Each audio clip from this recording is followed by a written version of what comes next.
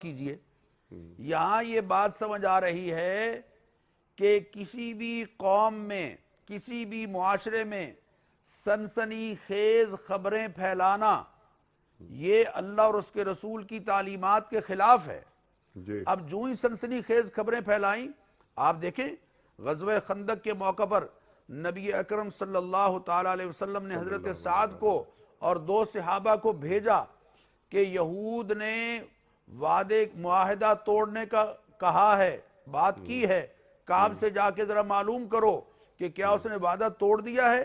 اگر تو وعدہ توڑنے کی خبر سچی ہے تو اس کو ذرا لپٹے ہوئے الفاظ میں بیان کرنا ہے، اور اگر یہ خبر جھوٹی ہے تو پھر کھل کر بیان کر دینا.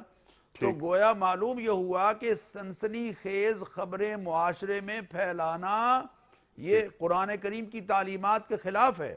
قرآن میں ہے اذا جاءہم امر من الامن او الخوف اذاعوا به، جب کوئی امن کی یا خوف کی خبر آتی ہے فوراً اس کو نشر کرنا شروع کر دیتے ہیں. جی وَلَوْ بالکل. رُدُّوهُ إِلَى الرَّسُولِ وَإِلَىٰ أُولِي الْأَمْرِ اللہ مِنْهُمْ اکبر، اللہ لَعَلِمَهُ اکبر، الَّذِينَ يَسْتَنبِطُونَهُ مِنْهُمْ. اللہ اکبر. کہ جو اہل دانش ہیں، اہل فکر ہیں، پہلے جی خبر ان کے پاس جانی چاہیے کہ کیا اس خبر کے معاشرے میں پھیلنے سے یا اس خبر کے نشر ہونے سے یا ٹیلی کاسٹ ہونے سے یا براڈ کاسٹ ہونے سے لیکن معاشرے میں ڈاکٹر صاحب شکست یہاں پر آپ ہی کی بات کو آگے بڑھاتے ہوئے میں چاہتا ہوں کہ اس پر روشنی آپ اور ڈالیں کہ انہوں نے جو 12 سردار گئے وہ خبریں لینے کے لیے واپس لائے خبر، تو انہوں نے موسیٰ علیہ السلام ہی کو بتائی یہ بات پہلے کہ جناب والا وہ تو پورا قبیلہ ہی ایسا ہے کہ لمبے لمبے ان کے ہاتھ ہیں، لمبے لمبے ان کے قد ہیں، بڑی قوت ہے.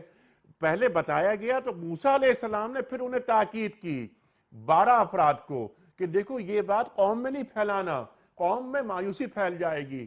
10 افراد نے بتا دیا قوم کو، لیکن 2 افراد نے نہیں بتایا.